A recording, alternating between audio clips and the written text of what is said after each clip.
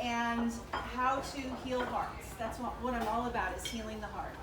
And the last part of my dream I remember was the instructions were, all you need is love.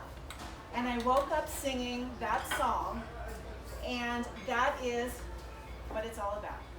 In the words of Emmett Fox, he said, "There's no difficulty that enough love will not conquer. There is no pain that enough love will not heal. There is no door that enough love will not open. Love is the most powerful healing force there is." The greatest day of my life, I was filled with joy. I had a new love in my life, and that was my firstborn son.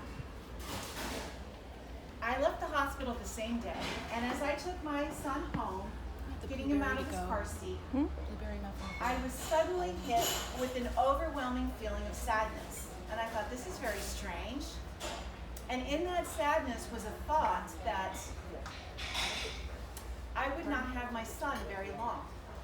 That the time would go so fast and he wouldn't be with me.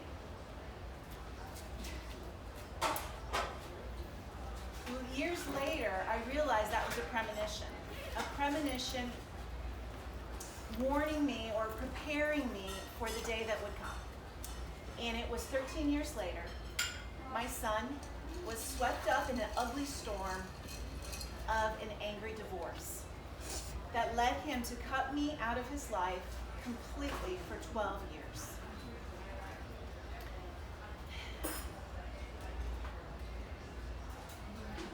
I learned whatever the problem is, it is a test in love. I'll say that one again. Whatever the problem is in your life, it is a test in love. I laughed when I heard this. Life would be so much better if it wasn't for other people. Right? Isn't our stress and anxiety about the people and things they do and their behavior and attitudes, the ones we live with, the people we work with? Did you know that the most difficult person in your life is sent to you divinely as your greatest teacher? Some people marry that person, and some people give birth to that person. For me, right? For me, I was so blessed to have both in my life. So they come in to teach us about ourselves, to teach us what we're made of, to teach us the most wonderful lessons in unconditional love and forgiveness. So change that perspective and that difficult person in your life. Maybe you don't talk to that person anymore. Maybe there's a conflict and an uneasy feeling. Think of that person in your life as I'm speaking today.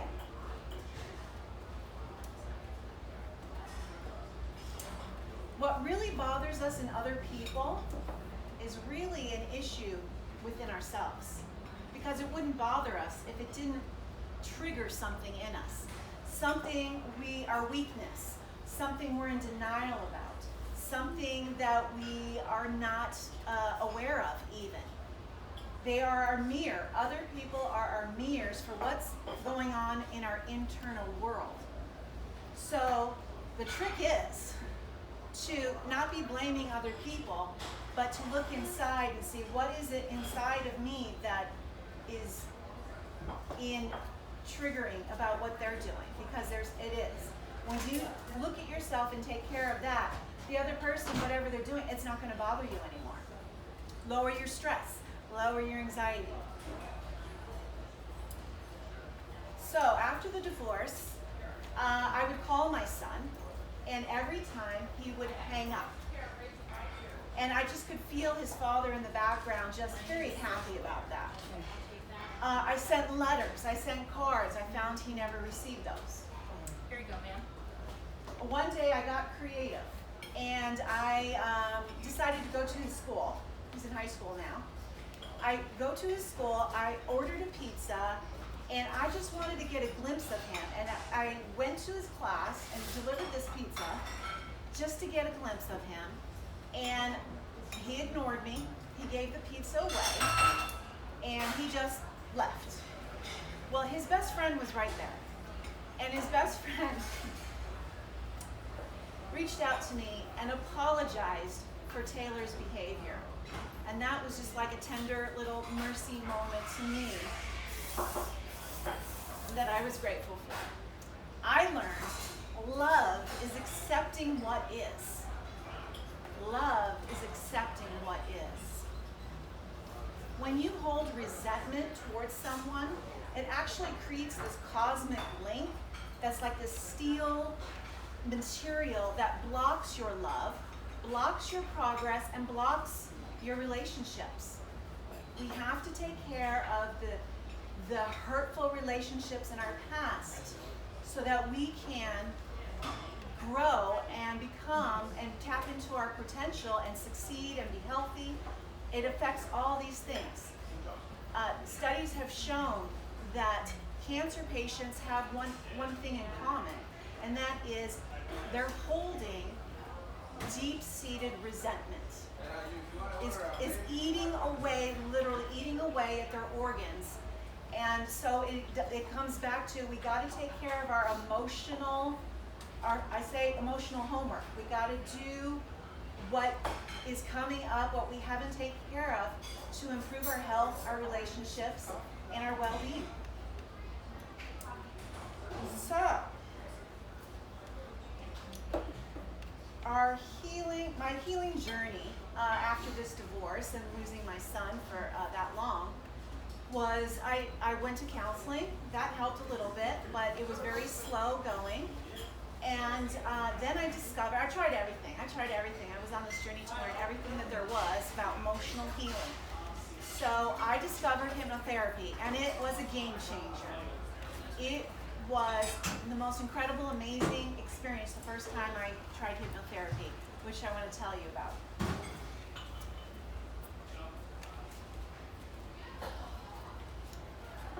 So in my first session, I felt it's right here.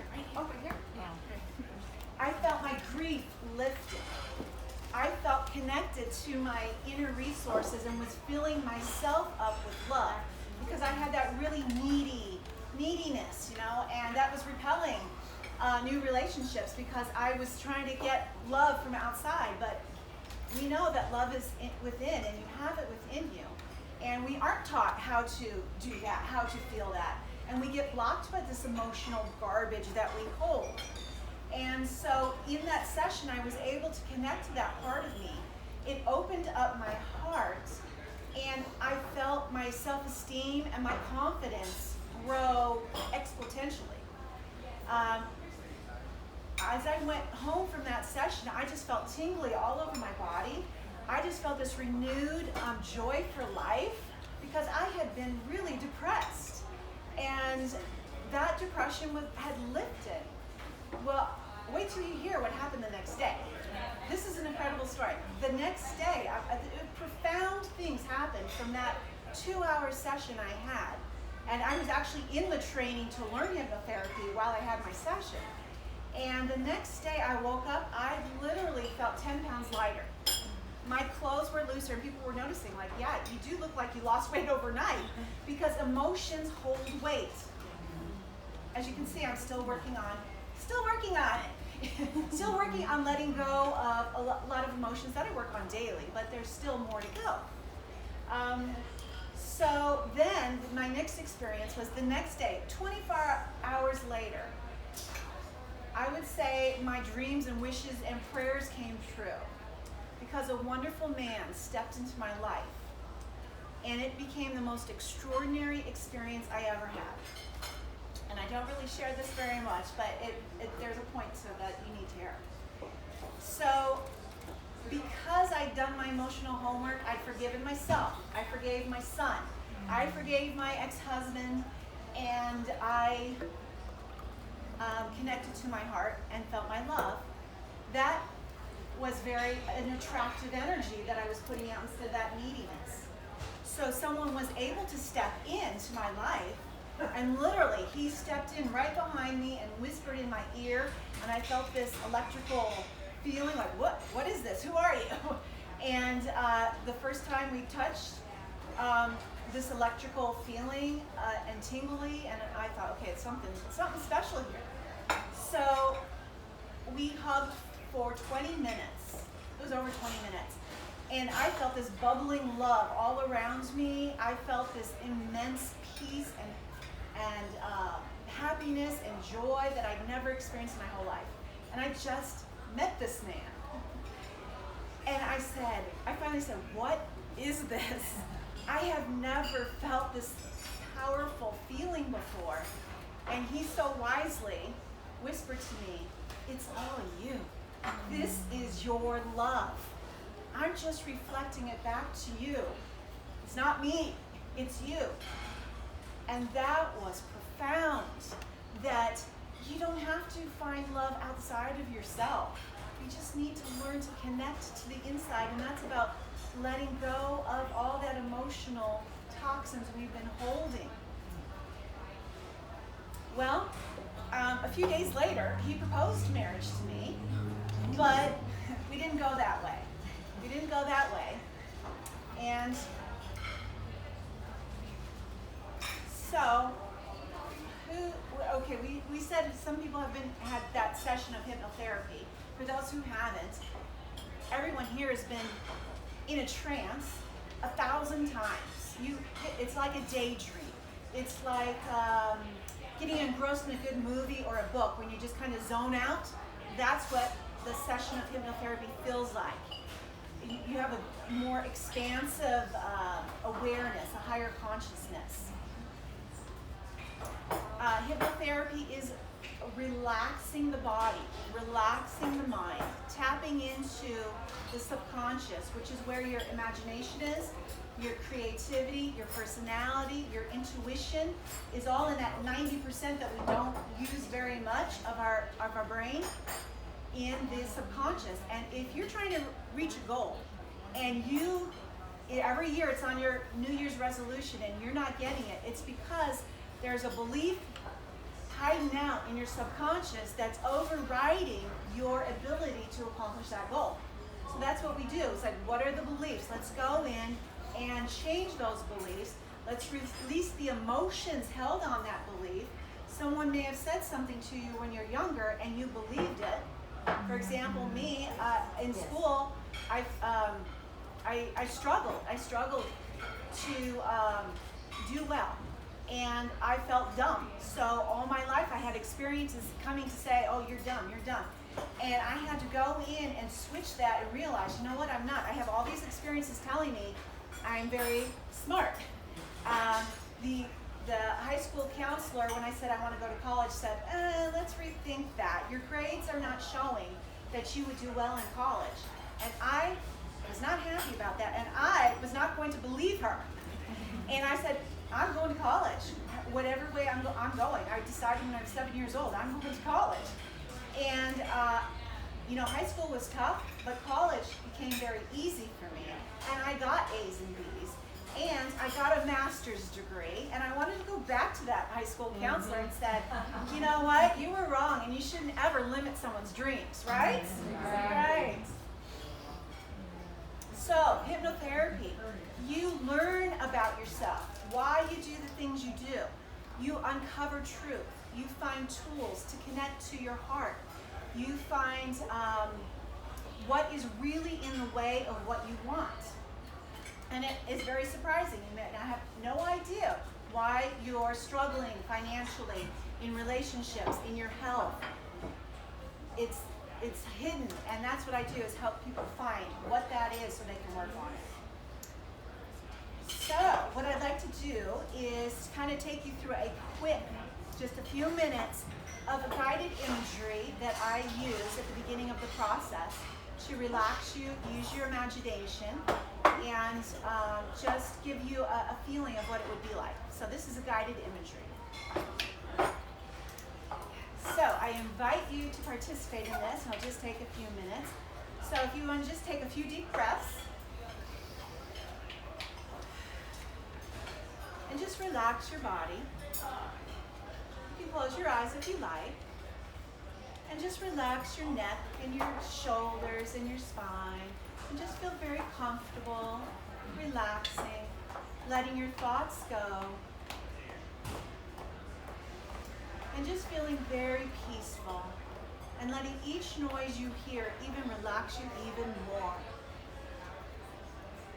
So in this peaceful relaxation, I want you to imagine that you are in a beautiful, peaceful place. Maybe it's the beach, the mountains, a meadow, a garden, whatever that, maybe you've been there before. Just imagine you're there and you're using your senses to feel that.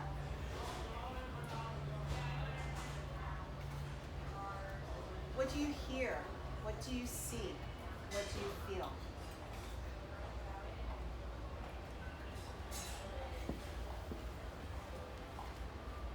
And in this relaxing place, and just if you're not seeing anything, just pretend you are.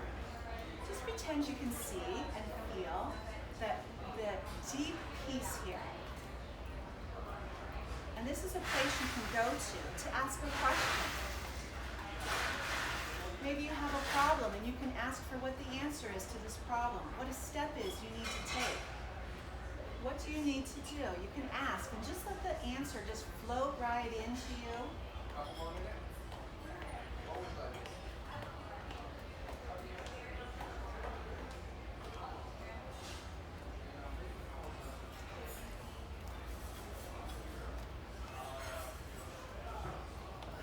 And just let the inspiration come. And maybe it's going to come now, maybe at the end, or maybe later today. But there will be inspiration come to you today that will guide you to your next step, guide you to solving your problem. You have all the answers within. So now, I want you to imagine something wonderful is about to happen to you. Something wonderful is about to happen to you today, tomorrow, the next day. Something exciting, something to make you smile, laugh, a surprise, something you didn't expect is on its way to you. I want you to feel that little kid excitement on Christmas, jumping up and down with excitement for the gift that's on its way. And you remember to say today, something wonderful is about to happen. You might share that with someone else. Before you go to bed tonight, say something wonderful is about to happen. When you wake up, something wonderful is about to happen, and you're excited, and you're happy, and you can't wait. And you recognize when that something wonderful comes to you, and you feel so grateful that you called this in, that you have the power to create miracles in your life. Starting with wonderful things, synchronicities, inspiration, connections coming to you today, tomorrow, this weekend. And you remember to say, something wonderful is about to happen. And you can see that you have created that wonderful thing. So just to let a smile come across your face now, just a smile and a deep breath. And just coming back to here and now. And I see some smiles. And ready to open your eyes. Lovely. How was that? Okay. In just a few minutes, I took you to another place. I took you to a higher consciousness. I took you to your inner resources. And you can go there anytime. That little place you went to, meditate in that place. Ask questions. You can go through a longer process. All right. So the subconscious, here's a cure for gossiping. If you have a little, or know somebody with gossiping, here's a cure for gossiping. Whatever you say, your subconscious takes it literally. So if you're speaking negatively about anyone, your subconscious takes it as you're speaking to yourself, and you're inviting in negativity into your life and into your body. So that is a good cure, I think, for not speaking negatively, and especially for to yourself. So we want to switch those negative thoughts that we're having into, What are you grateful for? Just switch it over. I worked with a 13-year-old girl.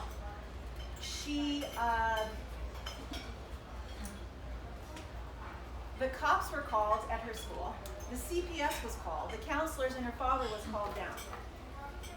She had threatened to take a gun to school. They all implored her father, please get her help. Please get her counseling. When I saw her, she had a wool hat drawn down. She couldn't look you in the eyes. And I heard her say, I wish my father were dead. I had a lot of work to do. I didn't know if I had all the tools, but I took everything that I had and I worked with her for a couple weeks. And the first thing I taught her was about the thoughts. And we have literally like the angel on one side and the devil on the other side. It literally feels like that. And I said, stop listening to the negative thinking and start listening to your cheerleader over here. The good things about you, the positive things. It's a choice. You can choose not to buy in and listen. Keep that off and listen more to the positive things about yourself. The next thing we had to do was some emotional release work. Her mother had died on her birthday from cancer, and she hadn't dealt with that grief yet. And that was causing all of this. So we dealt with that. Well, her family readily noticed that she started to look people in the eye. She walked with more confidence, and she actually snuggled up with her father, and he said she hasn't done that in a very long time. So these tools are so powerful and make rapid changes in the way we're thinking about ourselves and our life, and to help you in every area of your life. So back to my story with my son, the conclusion. Years went by. His sisters would tell me what was going on with him. And I remarried, I had another child, and he still was not part of my life. And then it finally happens. One day in June, my phone rang at school, and I heard his voice for the first time in 12 years. I knew the day would come, and here it was. And you know what his first words were to me?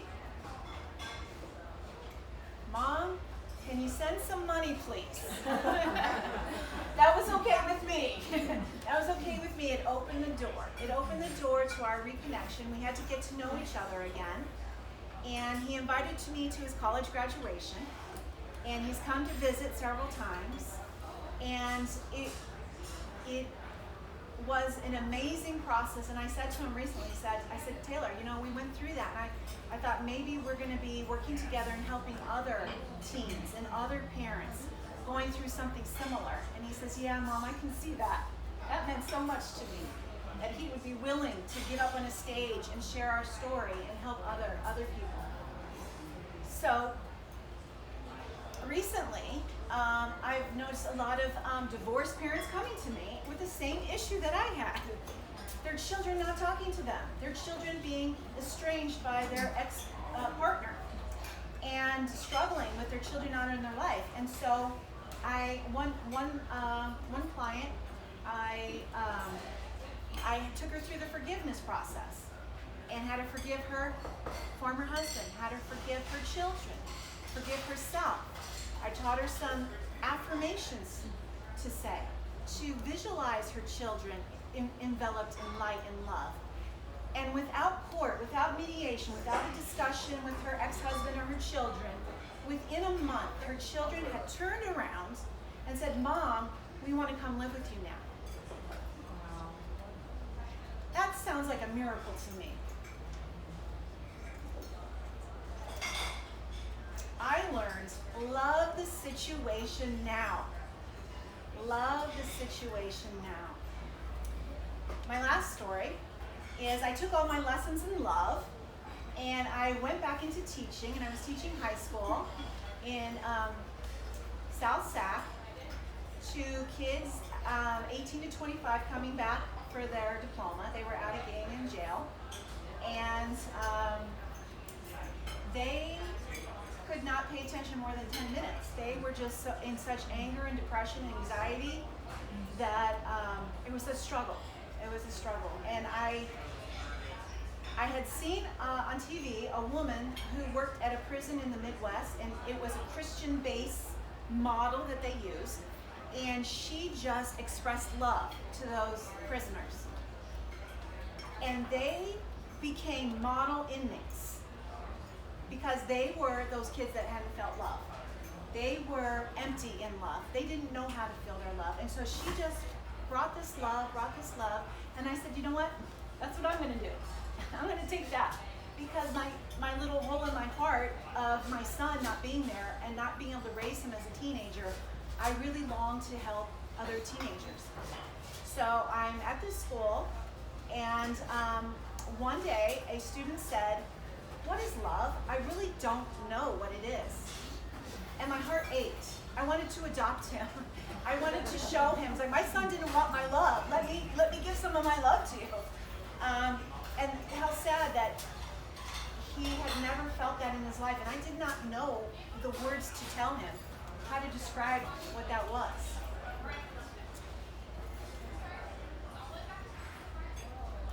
So one day we had their assignment was to write a love letter to yourself on Valentine's Day. And they laughed, and they said, yeah, we're not doing that.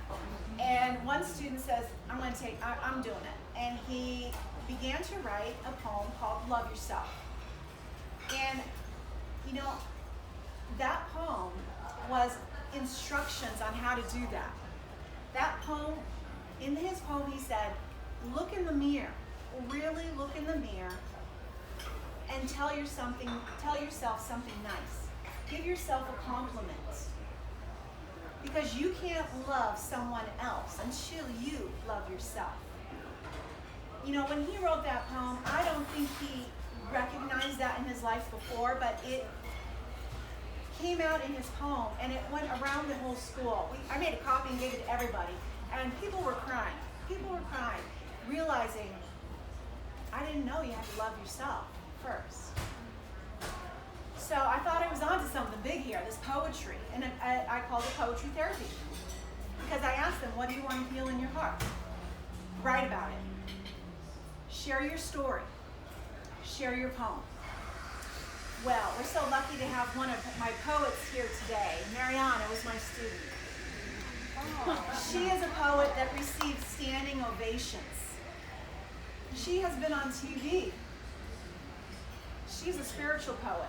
She has a spiritual message. And she has adopted me as her godmother, and I've adopted her as my goddaughter.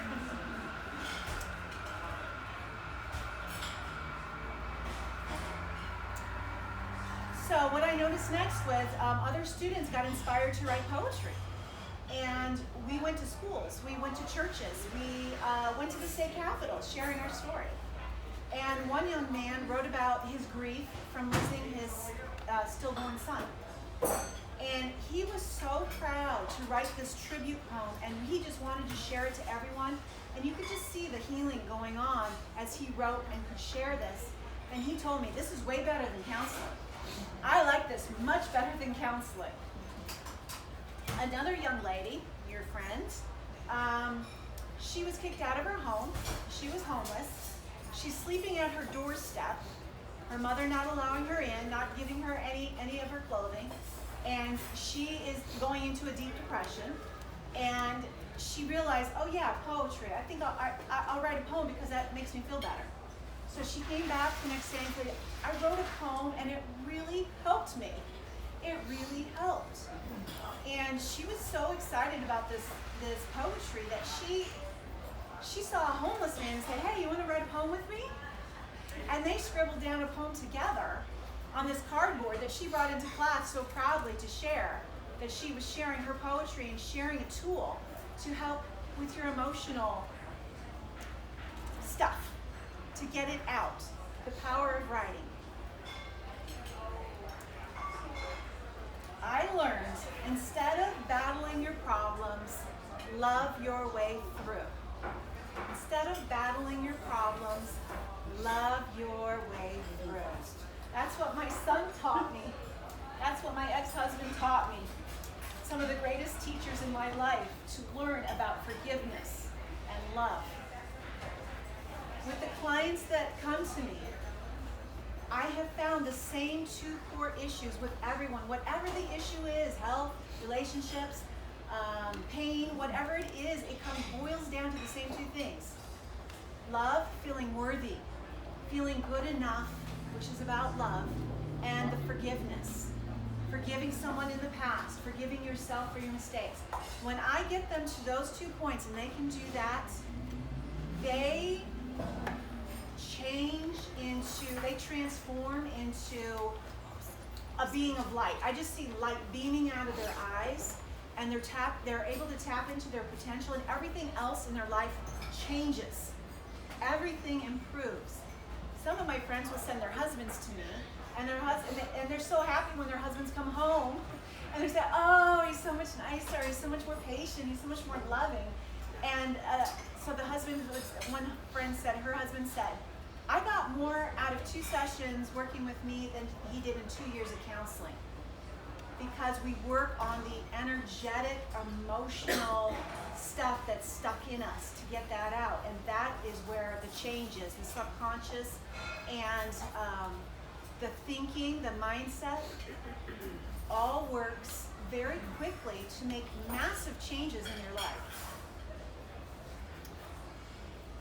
So love is the most powerful force there is.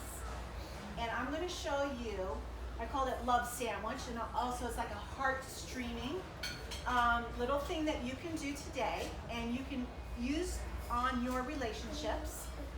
Maybe someone who's struggling and you just want to send some extra love, or in a relationship that you would like to repair and heal. Here's what it is. Our loving words and thoughts actually are very powerful, and they actually literally generate a force that goes out to that person you're thinking about, negatively or positively. They feel it. Our thoughts have energy, our emotions have energy, and people around us feel it, and it affects them. That's another reason to be positively thinking about our children and our spouses and our family, because they are affected by it. So they did a study in Japan, and they had a divider, and they had one person looking at pictures that were stirring some emotional feelings, and they had another person on the other side. They found that that person was picking up the emotion. They could feel the emotion. They were getting it so accurate. They're feeling pain, they're feeling distress, they're feeling confusion. They literally could pick up the emotions.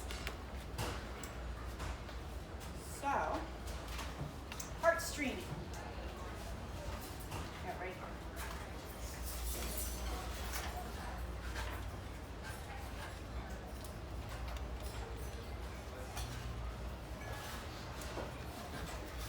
I invite you again to take another deep breath. We're going to do a quick visual. We're going to do some affirmations. And who has heard of Ho'oponopono? Anyone Ho'oponopono?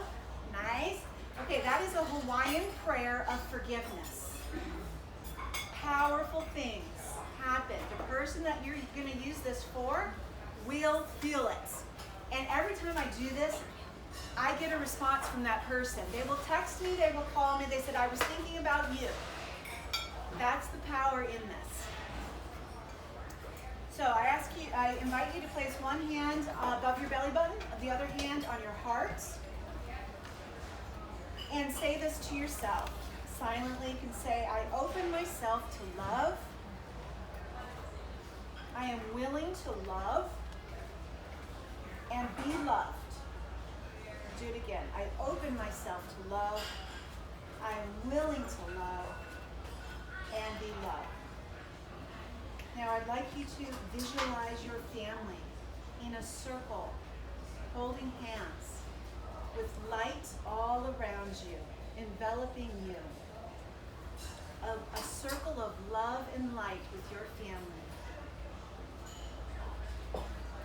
See their smiling faces. You can invite in all your friends to this circle and see their smiling faces. You can invite in your coworkers. And you can invite in those people you would like to forgive into your circle. See them in that love and light. Put yourself in that circle. Feel your love. Forgive yourself for your weaknesses, for your mistakes. Open your heart to feel that shift of love. Now, think of a person who is struggling, a person you want to improve a relationship with. Think of them, see their face, and we're going to do the heart stream from your heart to their heart. I want you to visualize a beam of light with all of your love in it, beaming to their heart right now. See them receive that love and light and healing. You're sending a blessing.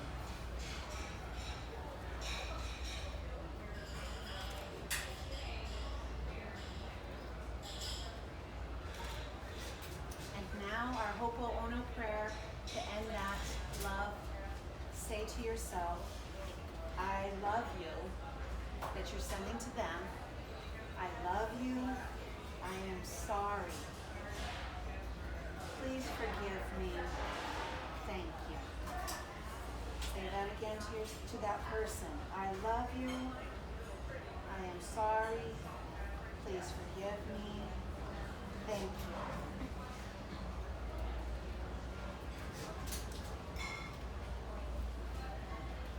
Can you feel that?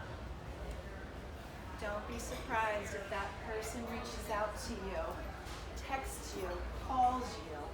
You know that it works. So, how did that feel, ladies? Good. Okay, so the power of our thoughts and our feelings and heart stream. Go home and do it again with someone else. Whenever someone's having a problem, this is like a blessing that you can send to them that they will feel. So, in conclusion, improving relationships is about improving the relationship with ourselves. Finding ways to love ourselves more is stop the negative thinking, appreciate all that you've done. We tend to focus on the negative, oh, I didn't do this, and we don't even appreciate. This lady right here, Cindy, is helping with that. Nope, you focus on what you did good first. No, you think about that.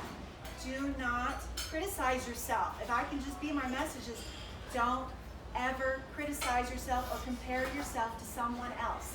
That is the number one self-esteem crusher, is comparison. And celebrate you. Celebrate all the amazing things you have. Stephanie gave me the idea of take a me day. Just you, doing what you love to do and saying no to everything else, because you got to fill up your bucket, right? You got to fill up your bucket, because then you have more to give. You have more love to share. If you're tired and you're negative and you're stressed, you're not helping anyone really around you. So taking care of you helps everyone. And it also is the example to your children of how to love yourself. And we're not taught that. We're not taught how to do that. And if you were so lucky to have parents that love themselves, well, you got that. But so many don't have that. So many haven't received that. And so you have to learn to find your way to love you. And your relationships will be happier, more loving, and healthier. Your health will improve. And you will succeed. And our outer life is a reflection of how we feel about ourselves. So if things aren't going, you know it's a message to find that spot in you. I love what Wayne Dyer said. If you're not getting what you want in your life, that's because there's an absence of love somewhere in your inner world. And that's what I would love to be able to help others with, is find that place, love that place, so that you can reach your goals and your dreams. So, I wanted to offer, I do this happiness blueprint that I'm able to tell you what those places are in yourself and how to, use the affirmations and the positive thinking to create that breakthrough. I do breakthrough transformational coaching. Yes, she's going to pass those down. And anyone that sets up an appointment today will get an extra bonus session, hypnotherapy, or the emotional stress release, or just coaching and whatever. And also, in August, we're in August, I'm doing a confidence on camera or confidence in speaking. I'm working with people that want to have their own TV show. Or want to do Facebook Live or videos. They want to get comfortable and confident in sharing their message. So talk to me if you'd like to do that, a 2-hour workshop in Folsom. And you'll get lots of tips on how to believe in yourself, how to get your message out, and really, feel better about yourself and what you're doing. And I'm looking for more speaking engagements. I'm looking for teens and parents that need some love. And that's me. Yay! Thank you so much, Caroline.